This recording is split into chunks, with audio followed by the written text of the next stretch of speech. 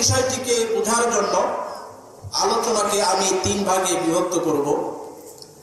প্রথম যে ভাগটা রাখা হয়েছে সেটা হচ্ছে তাওবা ও ইস্তিগফার কি, এই বিষয়ে আগে আমাদেরকে জানতে হবে।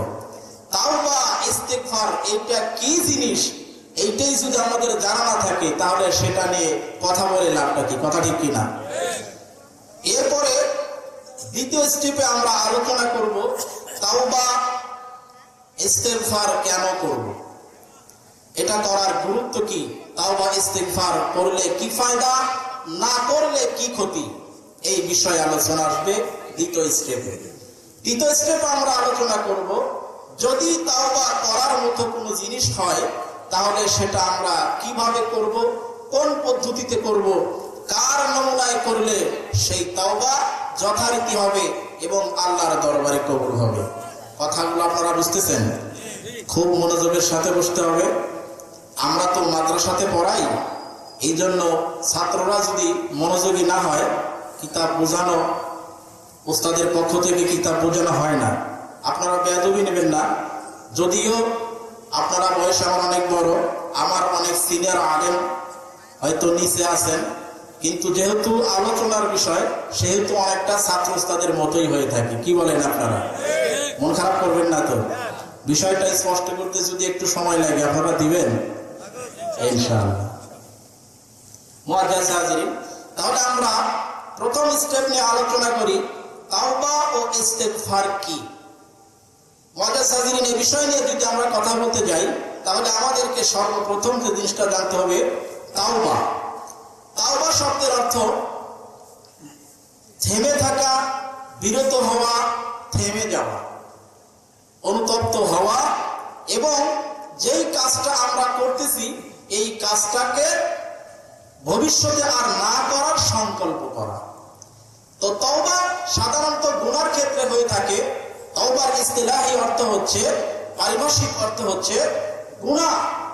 গুনাহ, একজন মানুষ গুনাহ করতেছে, গুনাহ করতে করতে যখন রব্বে কারিমের ইবাদতের কথা তার ব্রেনে এসে গেছে, রব্বে কারিমের পক্ষ থেকে দেওয়া বুঝ যখন তার ব্রেনের ভিতরে এসে গেছে, তাকে সর্বপ্রথম যে কাজটা করতে হবে তা হচ্ছে সে যে গুনাহের কাজটা করছে সেই কাজ থেকে আগে নিজেকে বিরত রাখতে হবে। নাকি বলেন? নাকি গুনার কাজ চলমান অবস্থায় একদিক দিয়ে তওবা করবেন আর একদিক দিয়ে গুনাহের কাজ করবেন, লাভ আছে কোনো? তাহলে সর্বপ্রথম যে কাজটা সেটা হচ্ছে গুনাহ থেকে একজন মানুষকে কি করা? বিরত থাকা। মুআজ্জাজ হাজিরিন, ইস্তিগফার শব্দের অর্থ হচ্ছে আপনি গুনাহ 30 বছর পর্যন্ত গুনাহ করেছেন, গুনাহ করার পরে যে আপনি থেমে গেলেন, তাওবার মাধ্যমে তো আপনি সামনে আর গুনাহ করবেন না, সেইটার দৃঢ় প্রত্যয়ী হলেন, সংকল্প করবেন যে আর সামনে গুনাহ করবেন না।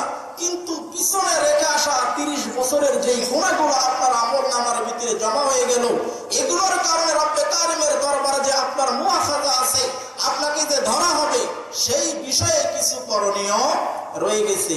সেগুলো হলো দুনিয়াতে জীবিত থাকা অবস্থায় ইস্তিগফারের মাধ্যমে, ক্ষমা চাওয়ার মাধ্যমে রব্বে কারিমের কাছ থেকে আমল নামা থেকে সেই পিছনে ফেলে আসা গুনাহগুলো ক্ষমা করে নেওয়া, মুছে নেওয়া, এইটার নাম হচ্ছে ইস্তিগফার। কথা বুঝতে পারলাম?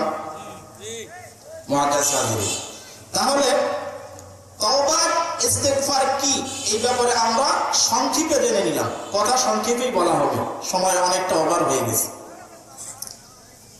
তাহলে দ্বিতীয় স্টেপে যে আমাদের আলোচনা করার কথা ছিল তাওবা করব কেন। বুঝলাম গুনাহ থেকে বিরত থাকতে হবে, কিন্তু সেটা কেন? আমরা কেন তওবা থেকে, আমরা কেন গুনাহ থেকে বিরত থাকবো এবং তওবা কেন করব? মুআজ্জাজ হাজিরিন, এই প্রসঙ্গে যদি আমরা আলোচনা করতে যাই তাহলে আমাদের জীবনের চলার মডেল, আমাদেরকে যিনি মডেল হিসেবে দিয়ে রব্বুল আলামিন আমাদের সামনে যাকে প্রেরণ করেছিলেন সে কে? মুহাম্মদ রাসূলুল্লাহ সাল্লাল্লাহু আলাইহি ওয়াসাল্লাম। ওনার জীবনীতে যদি আমরা তাকাই তাহলে দেখা যায় উনি নিজের পবিত্র জবান দ্বারা ঘোষণা দিয়েছেন, ইন্নী আস্তাগফিরুল্লাহ কুল্লা ইয়াউমিন 70 মাররা। সুবহানাল্লাহ বলেন। মুআজ্জাজ হাজিরিন, রাসূলুল্লাহ সাল্লাল্লাহু আলাইহি ওয়াসাল্লাম ইরশাদ করেন, আমি প্রতিদিন দিবা এবং দিবারাত্রিতে আমি মুহাম্মদুর রাসূলুল্লাহ সাল্লাল্লাহু আলাইহি ওয়াসাল্লাম 70 বার করে ইস্তেগফার করি। সুবহানাল্লাহ বলেন। মুআজ্জাজ হাজিরিন, কোন মানুষটা দিনের ভিতরে 70 বার ইস্তেগফার করে? যেই মানুষটার ব্যাপারে রব্বুল আলামিন পূর্বাপার সকল গুনাহ অগ্রিম ক্ষমার ঘোষণা দিয়েছেন। কোন মানুষটা দিনের ভিতরে 70 বার ইস্তেগফার করে? যেই মানুষটাকে রব্বুল আলামিন একবার নয়, দুইবার নয়, তিন বার করে দুনিয়ার কোন ডিগ্রিধারী ডাক্তারের মাধ্যমে নয়, সরাসরি আসমান থেকে ফেরেশতা নাজিল করে, যেই রাসূলের সিনা চাক করে, কলিজা, এরপরে হৃদয় দিলকে বের করে ওপেন সার্জারি করে মদিনার মক্কার জমজম কূপ দিয়ে পরিষ্কার করে গুনাহ করার যে মাত্রা তার ভিতরে ছিল সেগুলোকে বের করে দিয়ে আখলাকে জমিমাকে তার ভিতর থেকে বের করে দিয়ে আখলাকে হামিদাকে তার ভিতরে ঢুকিয়ে দিয়ে আবার তার অন্তরকে দিলকে সেট আপ করে দিয়েছেন। তার তো গুনাহ করার ক্ষমতাই রব্বুল আলামিন ওইভাবে মুছে দিয়েছে। এমন মানুষ যদি দিনের ভিতরে 70 বার ইস্তিগফার করে, আমাদের মনে হয় তওবা না করলেও চলবে। কি বলেন আপনারা? তওবা না করলে চলবে না? চলবে। মুসলমান বন্ধুগণ, এছাড়াও আমরা যারা এখানে বসে আছি, আমরা আল্লাহকে বিশ্বাস করি কিনা? করি তো। রাসূলকে, কিতাবকে, কিতাব মানে কোরআনকে, কবরকে, হাসর নাসরকে, মিজানের পাল্লাকে, ফুলসিরাতকে, জান্নাতকে, জাহান্নামকে বিশ্বাস করি। মুআজ্জাজ হাজিরিন, তাহলে রব্বে কারিমকে যদি আমরা বিশ্বাস করে থাকি, তাহলে আমাদেরকে অবশ্যই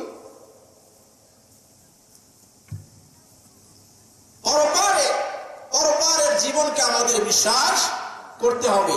কিতাবকে, কোরআনে কারিমকে যদি আমরা বিশ্বাস করে থাকি, তাহলে কাল কিয়ামতের ময়দানে রব্বে কারিমের আদালতে আমাদেরকে দাঁড়াইতে হবে, সে কথার বিশ্বাস আমাদের দিলে রাখতে হবে। মুসলমান বন্ধুগণ আমার,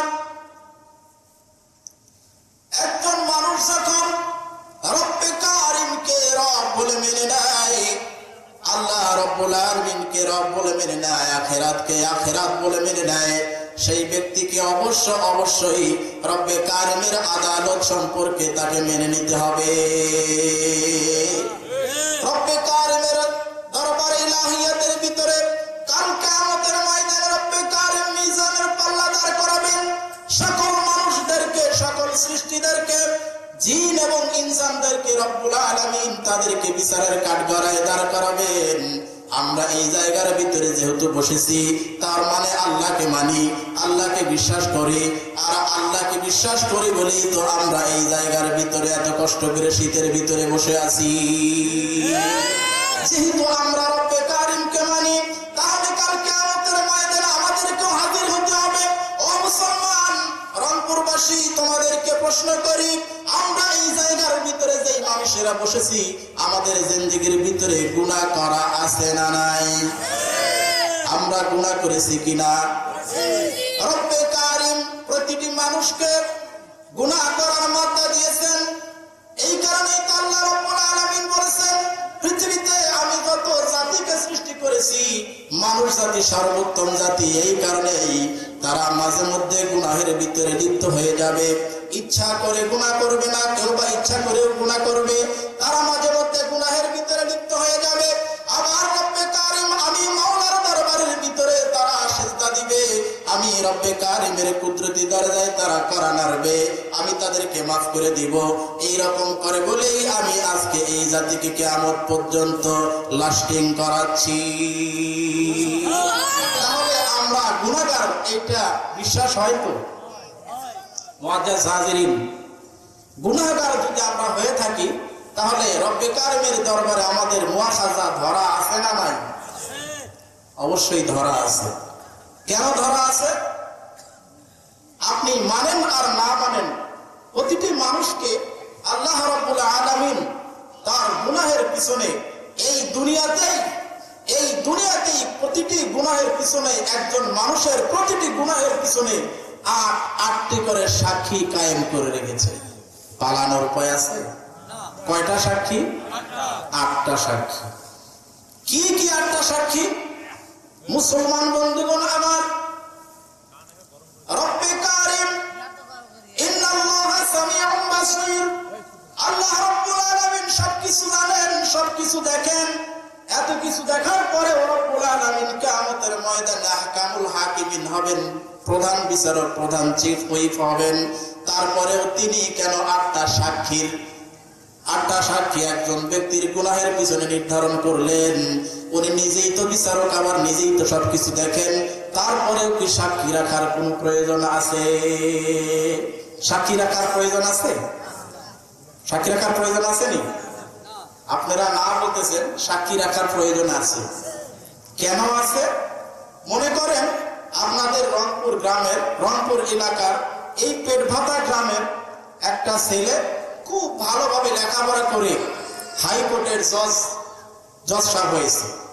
সে ঢাকায় চাকরিরত অবস্থা আছে, ঢাকা জজ কোর্টে হাইকোর্টে সে বসে।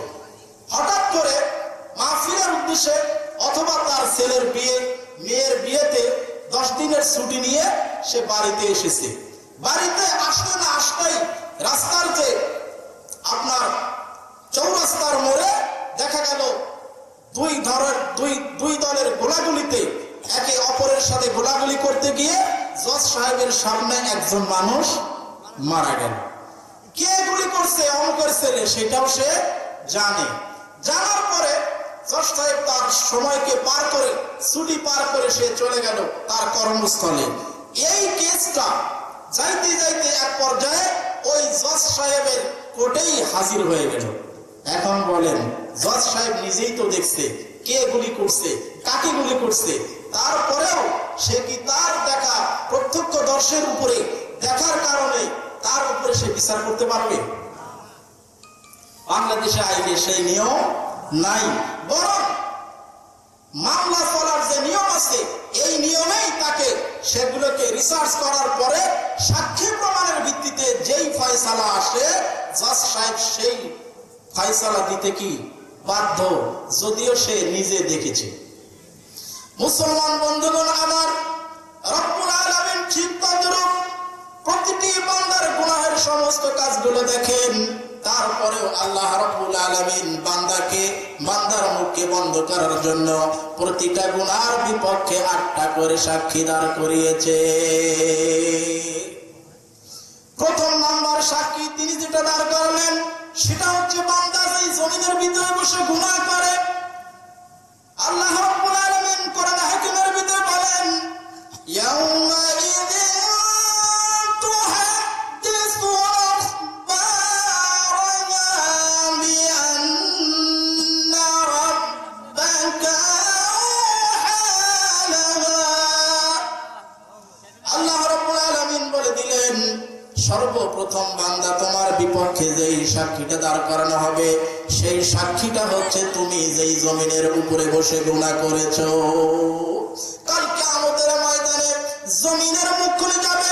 জমিন রব্বে কারিমের কাছে মামলা দায়ের করে বলবে, রব্বুল আলামিন, দুনিয়াতে থাকা অবস্থায় তোমার বান্দা আমার ভিতরে বসে বসে ফ্রি ফায়ারের মতো খারাপ কাজ করেছে, সময়টাকে নষ্ট করে সে জিনাহের কাজের ভিতরে লিপ্ত হয়েছে। ও বান্দা, ও রব্বুল আলামিন, দুনিয়াতে থাকা অবস্থায় আমার মনটা চাইতো তোমার এই নাফরমান বান্দাকে আমি 2 মাটি 2 ভাগ হয়ে গিয়ে তোমার নাফরমান বান্দাকে আমার ভিতরে ঢুকায় নেই, কিন্তু তুমি রব্বুল আলামিন যেহেতু সেই হুকুমটা আমাকে দাও নাই, এই কারণে দুনিয়াতে থাকা অবস্থায় এই জালেমকে আমি শাস্তি দিতে পারি নাই। ওগো দয়ার আল্লাহ, দুনিয়ার ভিতরে এই আখিরাতের বুকে এসে আপনি যখন আমার জবান খুলে দিয়েছেন রব্বুল আলামিন, তোমার নাফরমান বান্দার বিপক্ষে সর্বপ্রথম আমি সাক্ষী দিয়ে দিলাম সে জমিনের ভিতরে বসে বসে এই গুনাহের কাজগুলো করেছে।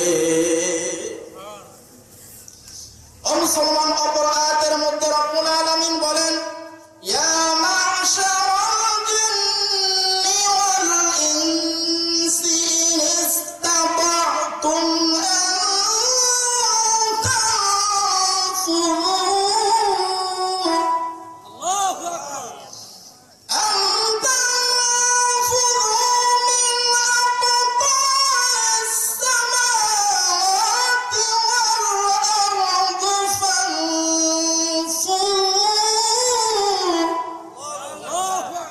লা তানফুযু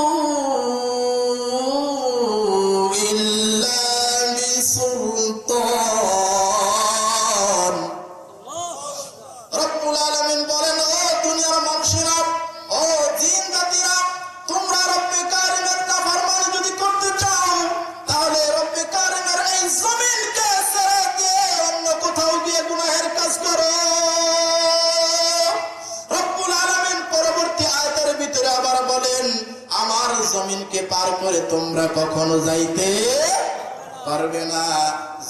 যত বড়ই প্লেন বানাও না কেন, যত দামি প্লেন বানাও না কেন, যত দ্রুতগামী অ্যাপোলো 11 আরো কত কিছু তোমরা আপডেট করতে পারো, যত দ্রুতই তোমরা জমিনের ভিতরে চলাচল করো না কেন, আমি রব্বে কারিমের জমিনের বাইরে যাওয়ার কোনো সুযোগ তোমাদের নাই। সুযোগ যেহেতু নাই বান্দা, তাহলে গুনাহ করার সময় একটু চিন্তা করেই করা দরকার। রব্বে কারিমের কুদরতি দরজায় আমাদেরকে হাজির হতে হবে। মুসলমান বন্ধুগণ আমার, একটা সাক্ষী যথেষ্ট ছিল, কিন্তু রব্বুল আলামিন তা করেন নাই। বান্দাদেরকে রব্বুল আলামিন অত্যন্ত আদর এবং মহব্বত করে করেছেন। এই বান্দাদেরকে যখন শাস্তির কাঠগড়ায় দাঁড় করাবেন, সহজে বান্দাদেরকে আল্লাহ ছাড় দিবেন না। 2 নম্বর সাক্ষী হিসেবে রব্বুল আলামিন দাঁড় করে দিবেন বান্দার হাতকে। ও মুসলমান, হাত সম্পর্কে সবগুলো কোরআনের আয়াত, কোরআন থেকে কথা বলা হবে, কোরআনের বাইরে ইনশাআল্লাহ কোনো কথা বলা হবে না। রব্বুল আলামিন কোরআনে হাকিমের ভিতরে ইরশাদ করেন, আল-ইয়াউমা নাখতিমু আলা আফওয়াহিহিম ওয়া তুকাল্লিমুনা আইদিহিম ওয়া তাশহাদু আরজুলুহুম বিমা কানু ইয়াকসিবুন।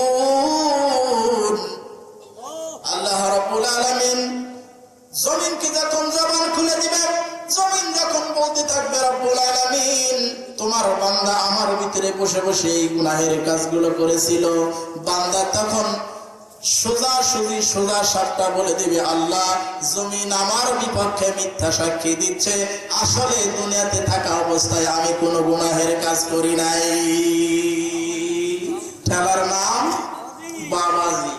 ঠেলা যখন দেখছে, জাহান্নামের উত্তাল আগুনকে যখন দেখছে, এখন সে হাজারো সাক্ষী থাকার পরেও সে মুখ দিয়ে কি করে দিল? নাকচ করে দিল, আমি এই সমস্ত গুনাহের কাজ করি নাই। আল্লাহ রাব্বুল আলামিন বলবে, ওর মুখের ভিতরে মোহর লাগায় দাও।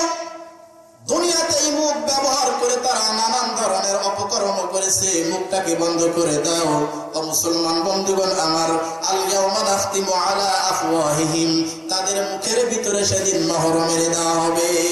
ওয়া তুকাল্লিমুনা আইদিহিম, হাত বলতে থাকবে, রব্বুল আলামিন আমাকে ব্যবহার করে তোমার বান্দা তার ভাইয়ের সম্পত্তি চুরি করেছে, সে ওজনের ভিতরে কম দিয়েছে, রব্বুল আলামিন আমাকে ব্যবহার করে না হক ভাবে যা জুলুম মাজলুমের উপরে সে জুলুম করেছে, আমাকে ব্যবহার করে রব্বুল আলামিন আমার মাধ্যমে এই গুনাহের কাজগুলো করেছে। 3য় নম্বর সাক্ষী হিসেবে রব্বুল আলামিন পাকে দাঁড় করে দিবেন। পা বলতে থাকবে, রব্বুল আলামিন তোমার নাফরমান বান্দা দুনিয়াতে আমাকে ব্যবহার করে পতিতালয়ে গিয়েছে, আমাকে ব্যবহার করে তোমার বান্দা গুনাহের কাজের ভিতরে গিয়েছে, সিনেমা হলে গিয়েছে, নাইট ডিউটি পালন করার জন্য, রাত্রের গভীরে গুনাহ করার জন্য বান্দা গুনাহের স্থলে হেঁটে হেঁটে গিয়েছে। সার আছে কোন? সার নাই। তাহলে কয়টা সাক্ষী গেল? 3টা, জমিন, হাত, পা। 4র্থ সাক্ষী হলো রব্বুল আলামিন 4র্থ সাক্ষী হিসেবে কানকে ব্যবহার করবেন। ও যুবক ভাইরা, সেই কানের ভিতরে হেডফোন লাগায়া ডিজে গানগুলো তোমরা শোনো, এই কান সেদিন সাক্ষী দেবে রব্বুল আলামিন দুনিয়াতে থাকা অবস্থায় তোমার বান্দা আমার ভিতরে, আমার কানের ভিতরে জুলুম করে, আমি কানের উপরে জুলুম করে কানের ভিতরে হেডফোন লাগায়া হিন্দি ডিজে গান বাজাইছে, গুনাহগুলো দেখছে, পর্নোগ্রাফি গুলো দেখছে, রব্বুল আলামিন দুনিয়াতে আমি রিয়াকশন নেওয়ার কোনো সুযোগ পাই নাই। আপনার পক্ষ থেকে নিষেধ ছিল, এই কারণে আমি উল্টা কোনো রিয়াকশন করতে পারি নাই।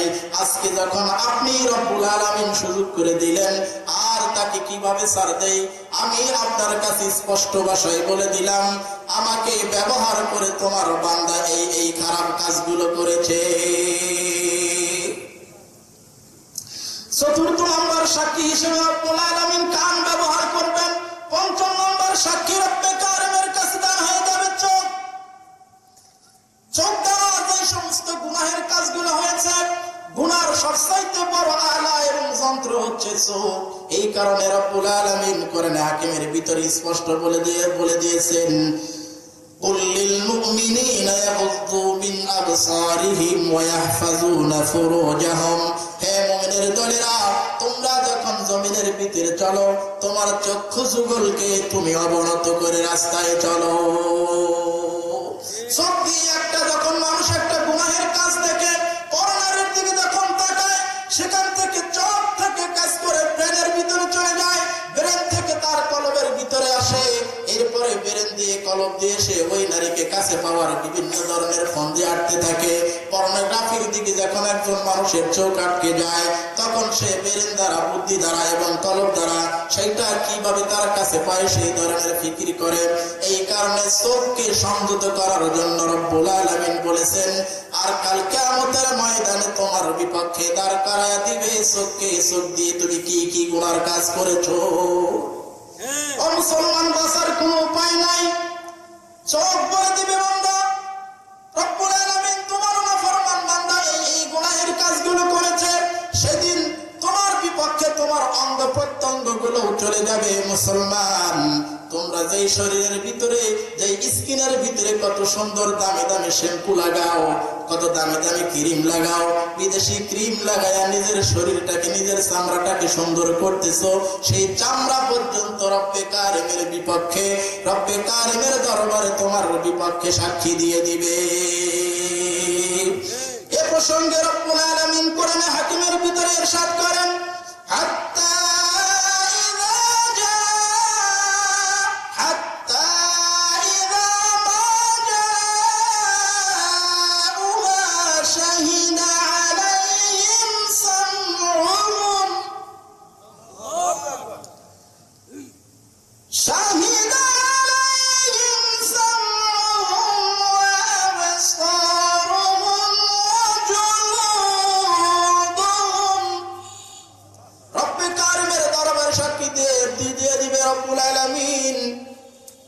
চোখ সাক্ষী দিয়ে দিবে আমার দ্বারা এই গুনাহের কাজগুলো করেছে।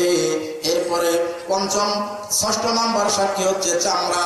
চামড়া রব্বে কারিমের কাছে বলে দিবে, রব্বুল আলামিন আমাকে ব্যবহার করে তোমার বান্দা এই কাজগুলো করেছে। বাঁচার উপায় আছে মুসলমান? বাঁচার কোন উপায় নাই। চামড়া যখন রব্বে কারিমের দরবারে সাক্ষী দিয়ে দিবে, কোরআনে কারিমের ভিতরে রব্বুল আলামিন কাফিরদের কথাগুলো আগেই নকল করে দিয়েছে। কাফিররা তখন রব্বে কারিমের দিকে তাকিয়ে চামড়াকে প্রশ্ন করবে, ওয়াকালু লিজুলুদিহিম লিমা শাহিদতুম আলাইনা। হে চামড়া, দুনিয়াতে থাকা অবস্থায় তোমার ভিতরে কত তেল সাবান মারছিলাম, দুনিয়ার বুকে তোমাকে কত মহব্বত করেছি, তোমাকে কত ভালোবেসেছি, তোমাকে সুন্দর রাখার জন্য বিদেশ থেকে ক্রিম নিয়ে এসে 1400-1500 টাকা ক্রিম দিয়ে তোমাকে পরিচর্যা করেছি। আজকে তুমি নিজেই আমার বিপক্ষে রব্বে কারিমের দরবারে সাক্ষী দিয়ে দিলা। এই সাহস তোমাকে কে দিল? এই সুযোগ তোমাকে কে দিল? তখন জুলুক চামড়া বলে দিবে, আলু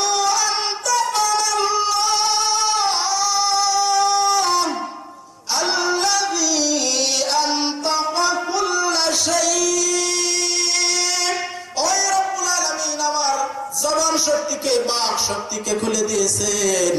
যে রব্বুল আলামিন দুনিয়ার সমস্ত মানুষকে জবান দিয়েছেন, বাঁচার উপায় নাই।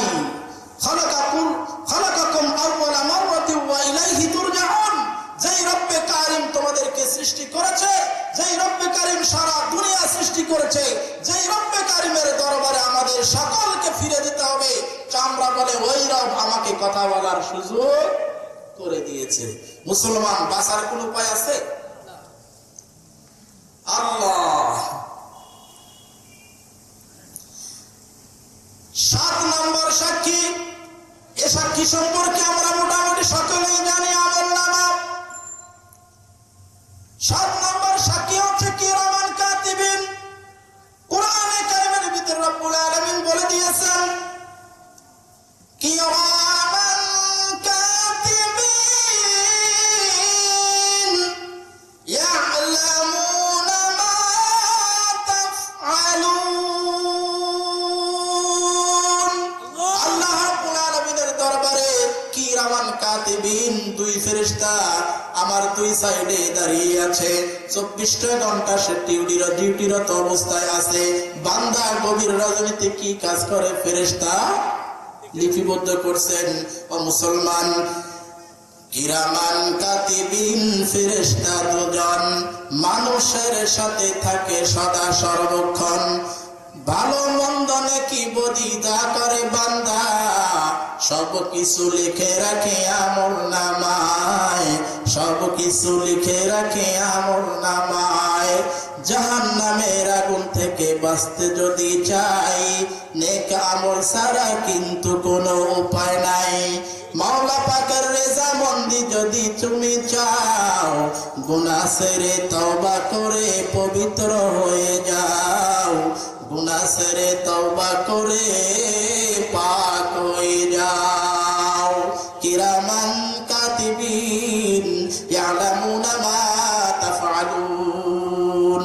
রব্বে কারিমের দরবারে কিরামান কাতিবিনের আমলনামা বের করে দেওয়া হবে।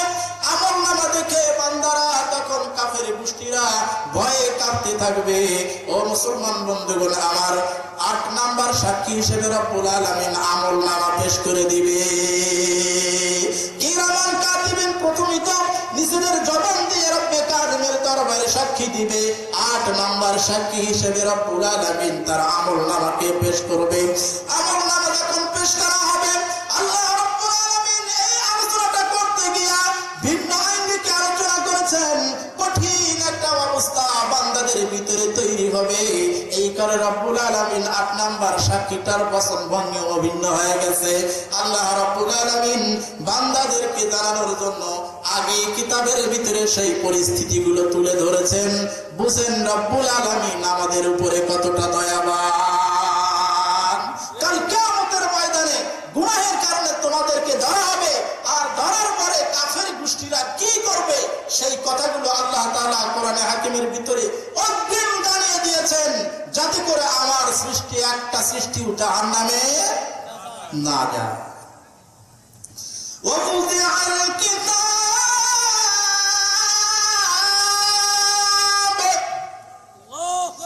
فَتَرَى الْمُجْرِمِينَ مُشْفِقِينَ مِمَّا فِيهِ وَيَقُولُونَ। আল্লাহ রাব্বুল আলামিন তার হাবিবের মাধ্যমে বান্দাদেরকে জানিয়ে দেন, আল কিতাব, হে রাসূল আপনি দেখবেন তাদের আমলনামা যখন তাদের হাতের ভিতরে দিয়ে দেওয়া হবে, ফাতারাল মুজরিমিনা মুশফিকিনা, মুজরিম ব্যক্তিদেরকে তোমরা দেখবা, জাহান্নামী ব্যক্তিদেরকে হে রাসূল আপনি দেখবেন মুশফিকিন, তারা ভীতু সন্ত্রস্ত অবস্থায় চিৎকার করতে থাকবে।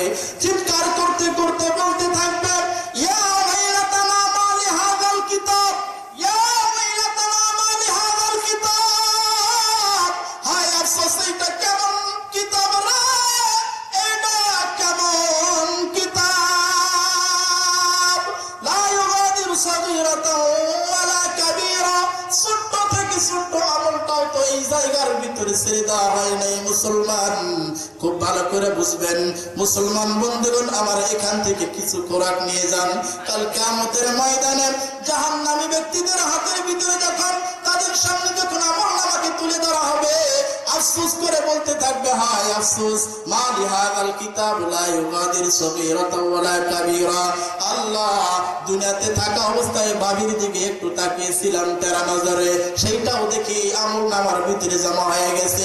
বন্ধুদের সাথে রাস্তার মোড়ে দাঁড়িয়ে গল্প করেছিলাম, এইটাকে আমি কোনো গুনাহের কাজ মনে করি নাই। হায় আফসোস, আজকে আমলনামার ভিতরে সেইটাও লিপিবদ্ধ। মা লিহাযাল কিতাব, মুসলমান চিতনাকে একটু ফিরাইতে হবে। এত দূর থেকে কষ্ট করে কান সুখ দেওয়ার জন্য আসি নাই রে যুবক ভাইরা। তোমরা অনেক কষ্ট করে মাহফিলের আয়োজন করেছো। আজকে এই জায়গার ভিতরে বসে রব্বে কারিমের দরবারে তওবা করে নিজেদের জীবনের গুনাহগুলো মাফ করায়া তারপরে আমরা উঠবো ইনশাআল্লাহ। সকলে বলেন ইনশাআল্লাহ। মা লিহাযাল কিতাব লা ইউগাদিরু সগীরাতাও ওয়ালা কাবীরা ইল্লা আহসাহা। এই বলে তারা চিৎকার করতে থাকবে। চিৎকার করতে করতে তারা বেহুশ হওয়ার প্রায়, কিন্তু সেই জায়গা তো বেহুশ হওয়ার কোনো জায়গা নাই। পাগলের মতো দৌড়াইতে থাকবে, চিৎকার করতে থাকবে। রব্বে কারিমের অবস্থা তখন কাহারিয়াতের ভিতরে চলে আসবে। জোশে এসে রব্বুল আলামিন ডেকে বলবে, এই ধর, এই সমস্ত গুনাহগারদেরকে ধর। এখন আর কান্নাকাটি করে কোনো লাভ নাই। নে তোর আমলনামা তোর হাতের ভিতরে। গুনাহগার বান্দারা তখন তার ডান্না হাত যখন সামনের দিকে আগায় দিবে, মুসলমান বলবে রব্বুল আলামিন দেন, আমাদের আমলনামা আমাদের হাতের ভিতরে দেন। আল্লাহ রব্বুল আলামিন রাগ হয়ে বলবে, এ নাফরমানের দলেরা, কি বুঝেছিস তোরা? দুনিয়াতে কিতাব দিয়েছিলাম, কিতাব বোঝার জন্য রাসূল দিয়েছিলাম, কিন্তু তোরা বুঝিস নাই। এত বোঝানোর পরেও যে কিন্তু তোমরা বুঝো নাই, এত সহজে তো ডান হাতে আমি তোমাদের আমলনামা দিব না। বলবে রব্বুল আলামিন, তাহলে কোন দিক কিভাবে কোন হাতে দিবা? বলবে তুই বাম হাত সামনের দিকে আগা। বান্দা যখন বাম হাত সামনের দিকে আগাবে, রব্বুল আলামিন বলবে, নাফরমানের দলেরা, এইভাবে নয়, এত সহজে আমি তোমাদের হাতে আমলনামা তুলে দিব না। ফেরেশতাদেরকে ডেকে বলবে, ফেরেশতার দলেরা, নাফরমানদের হাতগুলোকে ধর, পিছনের দিকে নে। ও মুসলমান, একটু ভালো করে আমার দিকে তাকান। নাফরমানদের হাত ফেরেশতারা বাম হাতকে এইভাবে ধরবে, ধরার পরে পিছনের দিকে নিয়ে আসবে। পিছনের দিকে নিয়ে আসার পরে পিঠ ছিদ্র করে, পিঠ ছেদ করে, কলিজার ভিতর দিয়ে বাম হাতকে বের করে দিবে। আল্লাহ! ও মুসলমান, একটু চিন্তা করে দেখো কি অবস্থা হবে। গুনাহ নিয়ে কবরে যাওয়া যাবে না। বান্দারা যখন গুনাহগার বান্দার কলিজা ছেদ করে যখন বাম হাত সামনের দিকে নিয়ে আসা হবে, সামনের দিকে নিয়ে আসার পরে তখন তার আমলনামা তার হাতের ভিতরে দেওয়া হবে। আমলনামা যখন হাতের ভিতরে দিয়ে দেওয়া হবে, কাফের গোষ্ঠীরা চিৎকার করে কাঁদতে থাকবে আর বলতে থাকবে, ওয়া আম্মা মান উতিয়া কিতাবাহু বিশিমালিহি ফায়াকুলু ইয়া লাইতানি লাম উতা কিতাবিয়া। আফসোস করে বলতে থাকবে রব্বুল আলামিন, হায় আফসোস, যদি আমাদের আমলনামা আমাদের হাতে না দেওয়া হতো। আল্লাহ! তারা চিৎকার করে বলতে থাকবে, আফসোস, জাহান্নাম, আমলনামা যদি আমাদের হাতে না দেওয়া হতো। ওয়ালাম আদরি মা হিসাবিয়া, জানি না আমাদের হিসাব কি হবে। জানি না আমাদের হিসাব কি হবে। ইয়া লাইতাহা কানাতিল কাযিয়া। আফসোস করে বলতে থাকবে, হায় আফসোস, মরণটাই যদি আমাদের জীবনের শেষ স্টেপ হয়ে যেত, মরণটাই যদি আমাদের জীবনের শেষ ধাপ হয়ে যেত, আমাদেরকে যদি আল্লাহর দরবারে হাজির হতে না হতো, তাহলে কতই না ভালো হতো। লাম উতা কিতাবিয়া, আমাদের কিতাবগুলো যদি, আমাদের আমলনামাগুলো যদি আমাদের হাতের ভিতরে না দেওয়া হতো, তাহলে কতই না ভালো হতো। তখন আফসোস করে বলতে থাকবে, মা আগনা আন্নি মালিয়া, আমার মাল, আমার ধন সম্পদ আমার কোনো কাজে আসলো না। মাল, ধন সম্পদ আমার কোনো কাজে আসে নাই। ও মুসলমান, এই দুনিয়ার রাজত্ব এক সময় ফিরআউন করেছিল, এক সময় হযরত আদম আলাইহিস সালাম করেছিলেন, এক সময় সময় ফিরাউন করেছিল, সে চলে গেছে নমরুদ। ফিরাউন নমরুদ এই দেশের এই দুনিয়ার রাজত্ব করেছে, সেও দুনিয়া থেকে চলে গেছে। এর পূর্বে আপনারা বাপদাদারা এই জমিনের মালিক হিসেবে নিজেকে দাবি করত, তারাও চলে গেছে। তুমি কিন্তু মনে করো না আজীবন তুমি এই দুনিয়ার মালিক থাকবা। দুনিয়াকে তো রব্বুল আলামিন আমানত স্বরূপ দিয়েছেন।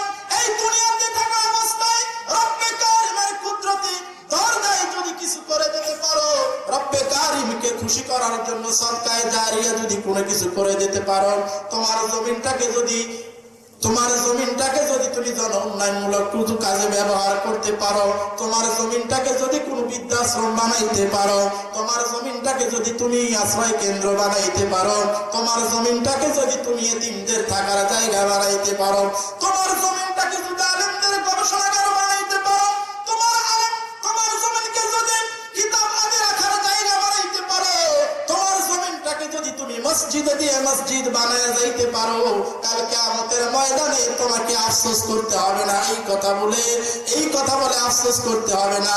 মা আগনা আন্নি মালিয়া, সেদিন কাফিররা আফসোস করতে থাকবে, হালাকা আন্নি সুলতানিয়া।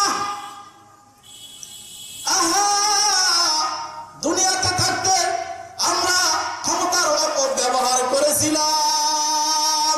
হালাকা আন্নি সুলতানিয়া, আমার সুলতানাত, আমার বাদশাহিয়াত, আমার রাজত্ব, আমার ক্ষমতা আমাকে ধ্বংস করে দিল। আমি যদি দুনিয়াতে ক্ষমতাবান না হতাম, তাহলে মাজলুম ব্যক্তির উপরে কখনো সরের আঘাত চপটাঘাত করতে পারতাম না। দুনিয়াতে যদি আমার ক্ষমতা না থাকতো, মাজলুমের জমিকে আমি কখনো ছিনাই নিতে পারতাম না। আমি যদি মেম্বার চেয়ারম্যান না হইতাম, তাহলে কোন গুনাহের কাজের ভিতরে সমর্থন করতে হতো না, কোন গুনাহের কাজের ভিতরে আমাকে যাইতে হতো না, যাত্রার প্যান্ডেলে আমাকে সভাপতি হতে হতো না। আলাকা আন্নি সুলতানিয়া, আমার সুলতানাত, আমার ক্ষমতা আজকে আমার ধ্বংসের কারণ হয়ে গেল। এইভাবে যখন তারা চিৎকার করতে থাকবে, রব্বে কারিমের কুদরতি দিনের ভিতরে গুসায় ভরে যাবে। রব্বুল আলামিন ফেরেশতাদেরকে ডেকে বলবে, খুযুহু ফাগুল্লুহু, এ ফেরেশতারা দলেরা দেরি করিস না, এই জালেমগুলোকে ধর, এই জালেমগুলোকে ধর, এই জালেমগুলোকে ধরে ধরে ফাগুল্লুহু, তাদের পায়ের ভিতরে বেরি লাগায়া উপরের দিকে উঠায়া মুখটাকে জমিনের ভিতরে ফালাইয়া হেসরাইতে হেসরাইতে টানতে টানতে জাহান্নামে নিয়ে যা। আল্লাহ শুধু জাহান্নামের ভিতরে ফেলে দিবে বিষয়টা এমন নাই। মুসলমান বন্ধুগণ আমার, আল্লাহ তাআলার ধরা বড় মারাত্মক ধরা। দুনিয়াতে ছাড় দিয়েছেন বলেই যা খুশি তা করার সুযোগ কিন্তু আমাদের নাই। রব্বে কারিমের দিকে আমাদেরকে নজর রাখতে হবে, রব্বুল আলামিনের শাস্তির দিকে আমাদের দৃষ্টি রাখতে হবে। জাহান্নামী ব্যক্তিদেরকে জাহান্নামের ভিতরে দেওয়ার পরে রব্বুল আলামিন শুধু জাহান্নামের ভিতরেই বান্দাদেরকে দিবেন বিষয়টা এমন নয়। তাদেরকে বলবেন সুম্মা সিলসিলাতিন যারউহা যিরাআন, তাদেরকে 70 গজ শিকল দ্বারা তাদেরকে বাঁধো। বাঁধার কথা বলা হয় নাই, 70 জিরাআন ফাসলুকু। ও মুসলমান, তাফসীরের কিতাবের ভিতরে লেখেন ফাসলুকু দ্বারা অর্থ হচ্ছে গেঁথে দেওয়া। ফাসলুকু শব্দের অর্থ কি? গেঁথে দাও। বাঁধার কথা বলা হয় নাই, গেঁথে দেওয়ার কথা বলা হয়েছে। আব্দুল্লাহ ইবনে আব্বাস রাদিয়াল্লাহু তাআলা আনহু, রাইসুল মুফাসসিরিন, আল্লাহর রাসূল সাল্লাল্লাহু আলাইহি ওয়াসাল্লামের আহাদিসে নববী, কোরআনে কারীমের বেশিরভাগ যে যিনি বুঝতেন, ব্যাখ্যা বুঝতেন, তিনি হচ্ছেন আব্দুল্লাহ ইবনে আব্বাস রাদিয়াল্লাহু আনহু। ফাসলুকুর ব্যাখ্যা করেন, ওই 70 গজ মোটা জাহান্নামে দগ্ধ করা শিকল বান্দার নাকের ছিদ্রের ভিতর দিয়ে দিয়া পায়খানার রাস্তা দিয়ে বের করে দেওয়া হবে।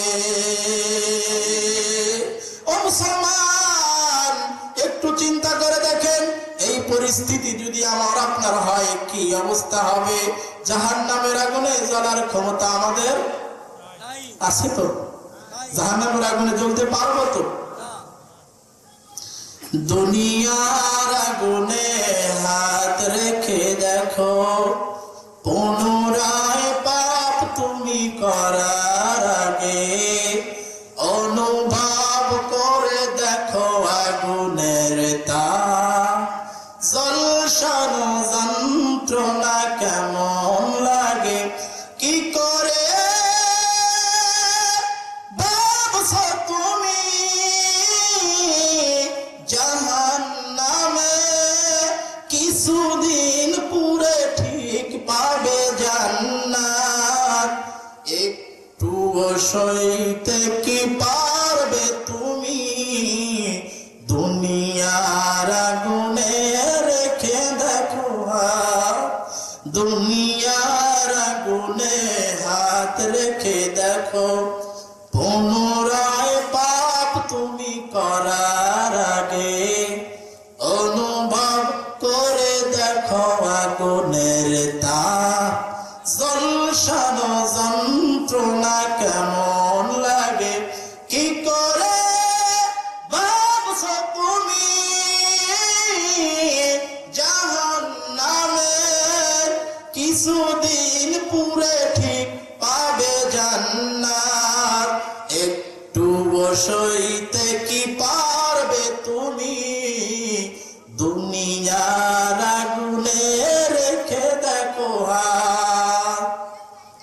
যে আগুন ভয়াবহ শত্রুর গুণ সেই আগুনে পুড়ে কেহ হবে না তখন মৃত্যু মরে যাবে শুধু চিৎকার কষ্টে নিজেকে শুধু দেবে ধিক্কার লেলিহান লেলিহান সেই আগুনে জ্বলবে শুধু আল্লাহর দয়া সারা পাবে না নাজাত কি করে ভাবছো তুমি জাহান্নামে কিছুদিন পুরে ঠিক পাবে জান্নাত একটু সইতে কি পারবে তুমি দুনিয়া